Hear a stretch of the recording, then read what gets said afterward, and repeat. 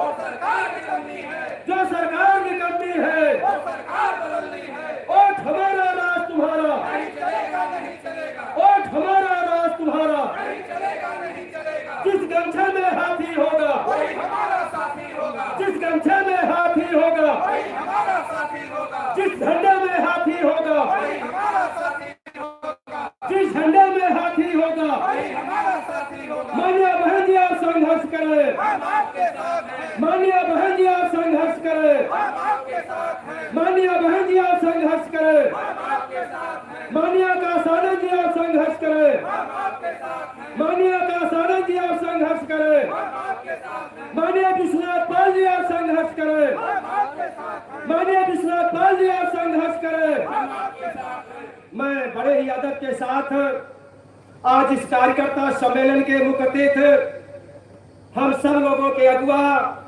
Bahujan Samaj party के प्रदेश के अध्यक्ष बहुत ही प्रखर वक्ता आज हम सब लोगों के बीच में मौजूद हैं।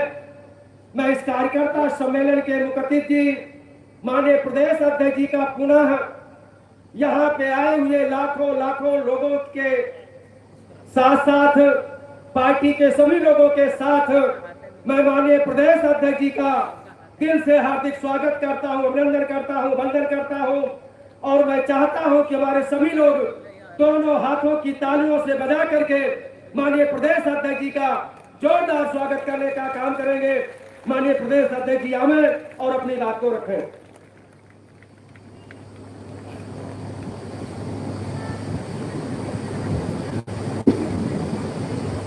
सम्मानित साथियों,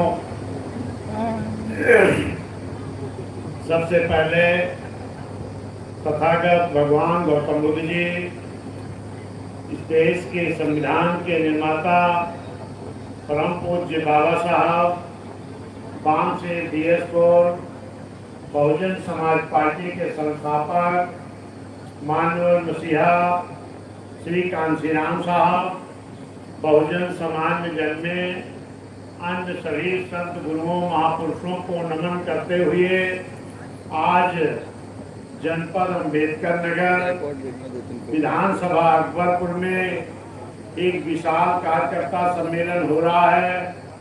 इस सम्मेलन की अध्यक्षता बहुत ही सम्मानित पूर्व MLC नेता विधान परिषद कई मंडल के कोऑर्डिनेटर माननीय दिनेश चंद्रा जी, संचालन कर रहे माननीय दिलीप कुमार विमल जी, और जिन्होंने अभी कल ही माननीय बहन जी के निर्देश पर जनपद फैजाबाद विधानसभा बीकापुर से पूर्व विधायक रहे, जिन्होंने कई हजार लोगों के साथ, बड़े साथियों के साथ बहुजन समाज पार्टी की सदस्यता ग्रहण किए हैं। बड़े भाई सम्मानित माननीय जितेंद्र सिंह बबलू जी, मंच पर उपस्थित हमारे सभी मुख्य मंडल प्रभारीगण, सम्मानित यहाँ के जिलाध्यक्ष सुनील सावंत और इनकी पूरी टीम, यहाँ के विधानसभा के अध्यक्ष उनकी पूरी टीम, और यहाँ के सभी सीनियर बुजुर्ग, बड़ी संख्या में हमारी माताएं बहनें इधर दाहिनी तरफ बड़ी संख्या में आई हैं, और इधर इस मंच पर या दाहिने साइड में जो मंच है वहाँ हमारे तमाम मिशनरी गीतकार साथी भी आए हैं, और इन लोगों को भी पूरा मौका नहीं मिल पा रहा है, इसके लिए मैं क्षमा चाहता हूँ। इधर हमारे कोऑर्डिनेटर लोग भी, तमाम लोग वक्तागण है, बोलने को नहीं पाए हैं।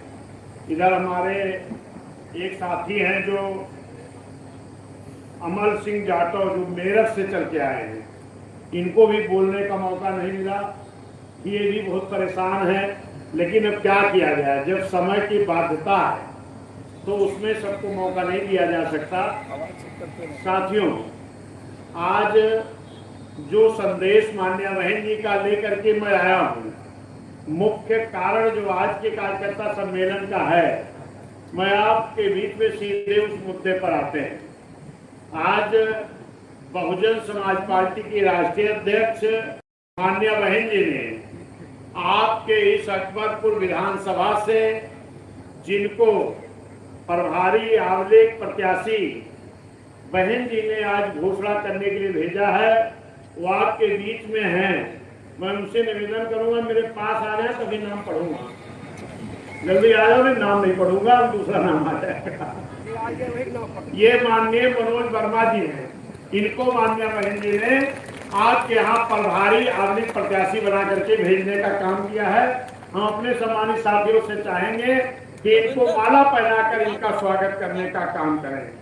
सम्मानित साथियों, भाई मनोज वर्मा जी लगभग लगातार 2-3 सालों से इस विधानसभा में सभी सम्मानित साथियों के बीच में रह करके आपकी सेवा कर रहे हैं और मुझे माननीय बहन जी ने यही कह करके भेजा है कि आज जा करके हमारे अंबेडकर नगर वालों से कह देना। माननीय बहन जी ने क्या कहा? हमारे अंबेडकर नगर वालों से कह देना कि मेरे निर्देश पर मनोज वर्मा को प्रभारी आंवले प्रत्याशी बनाया गया है। और ये बहन जी का संदेश है कि जब आने वाला चुनाव चाहे ये 27 में कराएं चाहे 26 में कराएं, लेकिन इस अम्बेडकर नगर का नाम किसने दिया है? माननीय बहन जी ने दिया है। इस अम्बेडकर नगर में जो कुछ भी आपको विकास दिखाई पड़ेगा वो मात्र बहुजन समाज पार्टी और बहन जी की देन है। आप सभी लोगों को मालूम है कि आज जो समाजवादी के लोग हैं, जो आज अपने आप का पीडीए का हितैषी बताते हैं, यही समाजवादी के लोग इसी आपके जनपद अम्बेडकर नगर को खत्म करने की पूरी साजिश किए थे कि नहीं किए थे? बता दो। खत्म करने की साजिश किए थे ना? लेकिन धन्यवाद देता हूं यहाँ जो हमारे एडवोकेट साथी हैं, न्यायालय के ताकत पर बहन जी के द्वारा बनाए गए अम्बेडकर नगर जिले को हम लोग बचा पाए। तो जिन लोगों को बाबा साहब का नाम नहीं हजम होता, जिन लोगों को मानव साहब का नाम नहीं हजम होता, अब बैठ जाओ भाई, आप लोग बैठ जाओ, बाद फिर होता रहेगा, नहीं तो बात नहीं रखती है। अब बैठ जाओ भी, बाद में सब लोग एक तरफ से हमारा पहनाना, पब्लिक से लोग आना चाहते हैं।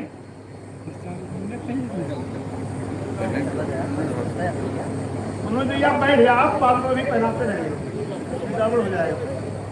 मीटिंग खत्म होगी, सब लोग पहनाते रहेंगे, बैठ जाइए। सम्मानित साथियों,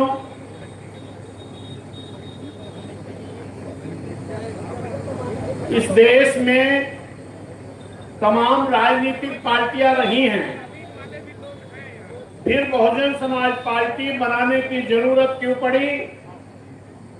क्योंकि डॉक्टर B.R. अम्बेडकर साहब ने देखा, डॉक्टर B.R. अम्बेडकर साहब ने जो आपके लिए संविधान में व्यवस्था दिया था, इस बात को माननीय मसीहा कांशीराम साहब ने देखा कि जब बाबा साहब संविधान बना के सौंप रहे थे तो बाबा साहब कह रहे थे कि इस देश का संविधान हमने बहुत अच्छा बनाया है, लेकिन अगर इस देश के हुकूमत करने वाले लोग अगर मेरे संविधान को पूरी तरह से लागू कर देंगे तो इस संपूर्ण भारत देश का संपूर्ण विकास हो जाएगा। लेकिन साथियों, अगर ये बाबा साहब के मन में आशंका थी तो बाबा साहब के मन में ये भी रहा कि कहीं मेरे ना रहने के बाद इस संविधान को लोग बदल ना दें।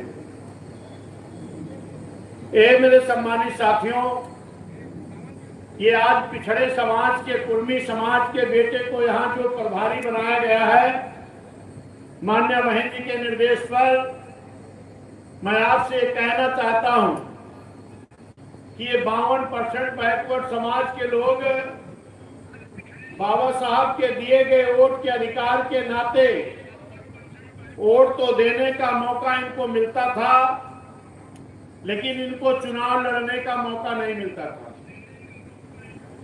52% ओबीसी समाज के लोगों की भागीदारी मात्र 1.5 से 2% राजनीतिक भागीदारी थी। ये तो धन्यवाद दो माननीय मसीहा कांसीराम साहब मान्या बहन जी को, जिन्होंने बहुजन समाज पार्टी बना करके एक नारा माननीय साहब मान्या बहन जी ने दिया कि जिसकी जितनी संख्या भारी उसकी उतनी हिस्सेदारी। तब इसके आधार पर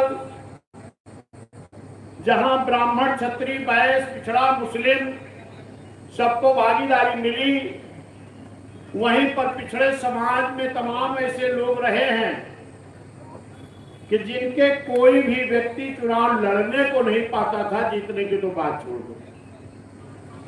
उसी कड़ी में कुछ जैसे आपके यहाँ राजभर समाज के लोग भी बड़ी संख्या में हैं, लेकिन राजभर समाज का भी बेटा बीएसपी बनने के पहले कोई चुनाव लड़ने को नहीं पाया था। प्रजापति का बेटा, नाई का बेटा, चौहान का बेटा, पाल का बेटा, चौरसिया का बेटा, राजभर का बेटा, ये तमाम समाज के लोग और ओबीसी समाज के लोगों में जो ये राजनीतिक नेता दिखाई पड़ रहे हैं, ये सबको कोई और नहीं बहुजन समाज पार्टी रूपी नर्सरी से तैयार करके माननीय साहब बहन जी ने बनाने का काम किया। लेकिन जब इनके अंदर समाज के प्रति, समाज के बारे में इनकी सोच खत्म हो गई, इनकी सोच अपनी बेटी बेटा के चक्कर में आ गई कि अब दूसरा कोई कुर्मी नेता ना बने, दूसरा कोई राजभर नेता ना बने तो हमारी पत्नी बने, अगर कटहरी लड़ना हो तो हमारी पत्नी लड़े, जलालपुर लड़ना हो तो हमारा बेटा लड़े, बेटी लड़े। तो ये परिवारवाद बहुजन समाज पार्टी में नहीं चलता है। ऐसे लोगों को अगर जगह कहीं है तो एक परिवारवादी पार्टी में ही हो सकती है। वो परिवारवादी पार्टी कौन सी है? जो आज आपको धोखा देने के लिए पीडीए का नारा देते हैं। उनके पीडीए का नारे का मतलब है परिवार दल अलायंस, परिवार दल डेवलपमेंट। अगर वो पीडीए का विकास चाहते, पिछड़ा का विकास चाहते, डी से दलित का विकास, एससी का विकास चाहते,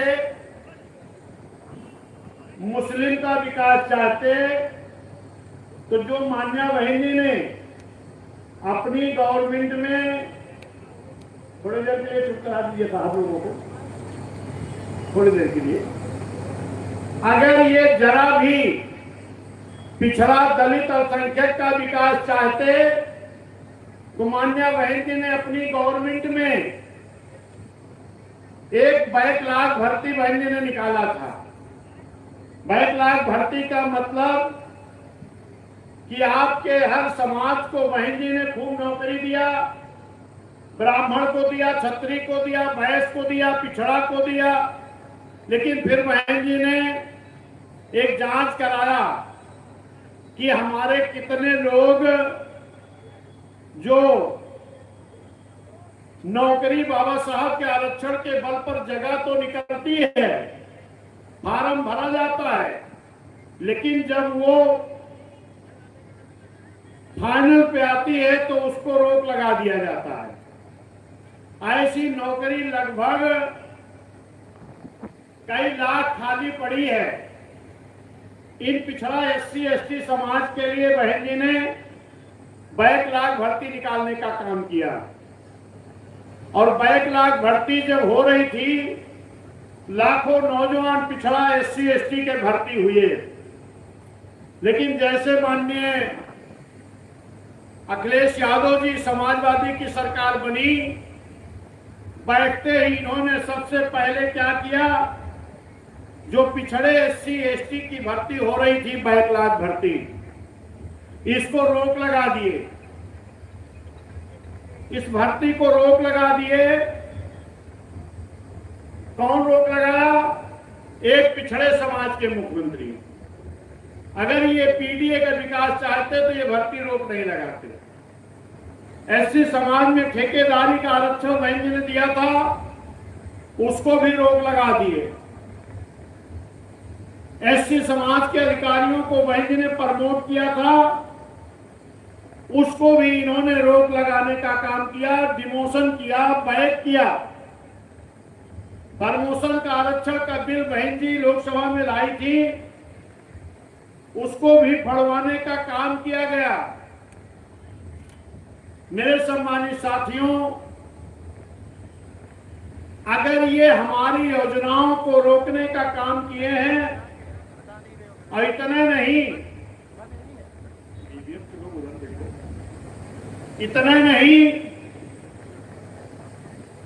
जो भी योजनाएं थी इनको रोका गया, और उसके बाद जो माननीय बहन जी ने बहुजन समाज में जन्मे संत गुरु महापुरुषों के मान में, ये देखिए छत्रपति साहू जी की मूर्ति लगी है, इनके नाम से बहन जी ने लखनऊ में मेडिकल कॉलेज का नाम रखा। सुल्तानपुर से अलग एक जिला बना जिसका नाम बहन जी ने छत्रपति साहू जी महाराज के नाम से रखा। लेकिन ये महापुरुष आरक्षण के जनक पिछड़े समाज में जन्मे, कुर्मी समाज में जन्मे छत्रपति साहू जी महाराज का भी अपमान जिला बदल कर अगर किसी ने किया तो एक पिछड़े समाज के मुख्यमंत्री ने करने का काम किया। बाबा साहब के नाम से आपके जिले को तो नहीं खत्म कर पाए, लेकिन भीमनगर जो बना था उसको बदल कर संभल जरूर कर दिया। मानवर मसीहा कांसी राम साहब के नाम से बने जिले को भी खत्म करके काशगंज कर दिया। और आज इनसे कम ये भाजपा भी नहीं है। भाजपा की सरकार में भी अभी आपने देखा कि नीट की परीक्षा लीक हो गई। जब नीट की परीक्षा हुई, हमारे नौजवान, चाहे वो ब्राह्मण हो, क्षत्रिय हो, वैश्य हो, पिछड़ा हो, मुस्लिम हो, एससी एसटी हो, जिनके मन में डॉक्टर बनने की इच्छा रही, इन नौजवानों के साथ भाजपा गवर्नमेंट में बहुत बड़ा धोखा हुआ। नीट की परीक्षा लीक कर दी गई, एसएससी की परीक्षा लीक हो गई। नौकरियों की जगह निकलती है तो उनका भी पर्चा लीक हो जाता है। जो बहन जी ने पुलिस की नौकरी, गार्ड की नौकरी, मास्टर की नौकरी, 1,08,000 से ज्यादा सफाई कर्मी की नौकरी बहन जी ने दिया। लेकिन इस सरकार में जगह ही गायब हो गई। कुछ गुजराती लोग एनजीओ बना के आ गए हैं, उनके एनजीओ के द्वारा आउटसोर्सिंग की नौकरी मिल रही है, वो भी 11 महीने की। इतना बड़ा धोखा अगर ये जनता के साथ कर रहे हैं तो आज उत्तर प्रदेश की महान जनता बहुत समझदार है। उन्होंने 7 से 12 तक बहन जी की सरकार को देखा, 12 से 17 तक समाजवादी को भी देखा, और 17 से अब भाजपा को भी देखा। लेकिन अगर तीनों सरकारों की तुलना की जाएगी तो चाहे शिक्षा के क्षेत्र में रहा, माननीय बहन जी ने 5,000 से ज्यादा प्राथमिक विद्यालय, सैकड़ों high school, inter college, homeopathic college, paramedical college, यहां तक कि शकुंतला मिश्रा विश्वविद्यालय बनाने का काम किया, जिस विद्यालय में 50% मूक बधिर एवं विकलांग बच्चों के लिए आरक्षण बहन जी ने देने का काम किया। शिक्षा के क्षेत्र में भी बहन जी ने सबसे ज्यादा काम किया। किसानों के गन्ने के दाम में अगर सबसे ज्यादा किसी ने दाम बढ़ाया तो ये मैं नहीं कह रहा हूं, किसानों के सबसे बड़े नेता राकेश टिकैत जी कुछ दिन पहले सुल्तानपुर आए थे। उन्होंने कहा अगर किसानों के लिए सबसे नंबर 1 पर काम किसी ने किया है तो उस नेता का नाम महक कुमारी मायावती जी, पार्टी का नाम बहुजन समाज पार्टी है। तो चाहे छात्रों के लिए रहा हो, नौजवानों के लिए रहा हो, किसानों के लिए रहा हो, और कानून के राज के नाम पर, तो बहन जी का विकल्प कोई नहीं हो सकता। ये समाजवादी के लोग भी आज कानून के नाम पर खूब चिल्ला रहे हैं, लेकिन जब इनकी सरकार थी तो मुजफ्फरनगर में 50,000 घरों को बेघर होना पड़ा था, पंडाल में जिंदगी बिताना पड़ा था। लेकिन ये सैफई परिवार के लोग उनके दुख दर्द में शामिल नहीं हुए, जबकि सैफई में महोत्सव करा करके बॉम्बे के हीरो हीरोइनों का डांस देख रहे थे। आज भाजपा की गवर्नमेंट में पूरी तरह जंगल राज कायम है। अभी कल आपने देखा कि एक लखनऊ में कोचिंग सेंटर में आग लग गई, तमाम हमारे मायूस बच्चों की जान चली गई। हम इस सरकार से मांग करते हैं कि जिनकी जान गई उनके परिवार के लिए आर्थिक मदद की जाए, और जो बच्चे हॉस्पिटल में हैं उनके इलाज की अच्छी दवा कराई जाए, और उसके बाद जो भी इस तरह की कोचिंग चल रहे हैं, सरकार को सुनिश्चित करना चाहिए कि इस तरह की आगे घटना ना हो। और उस परिवार के लोगों को मेरी शोक संवेदना है जिन परिवार के लोगों ने अपने बच्चों को खोया। सम्मानित साथियों, इसी के साथ अपनी बात समाप्त करेंगे, क्योंकि आप सभी साथी 10 बजे से यहाँ बैठे हो, और इधर मनोज भाई ने हमें लगता है कि खाने की व्यवस्था भी करा दिए हैं, तो लोगों की बात सुनने से ज्यादा तो उधर दिमाग चला गया है, क्योंकि भूख लगने का टाइम हो गया। भाई सुबह से आप आए हो तो आपकी भी गलती नहीं है। फिलहाल आज आप लोगों ने बड़ी संख्या में यहाँ आए, इधर बड़ी संख्या में हमारे पत्रकार बंधु भी आए हैं। मैं आप सबका भी बहुत बहुत स्वागत अभिनंदन वंदन करते हैं कि आप हमारी बहुजन समाज पार्टी की कार्यकर्ता बैठक को कवर करने के लिए आए हैं, इसके लिए धन्यवाद। अपनी बात समाप्त करेंगे। जय भीम, जय भारत, नमो बुद्धाय, खुदा हाफिज, धन्यवाद, शुक्रिया आप सबका।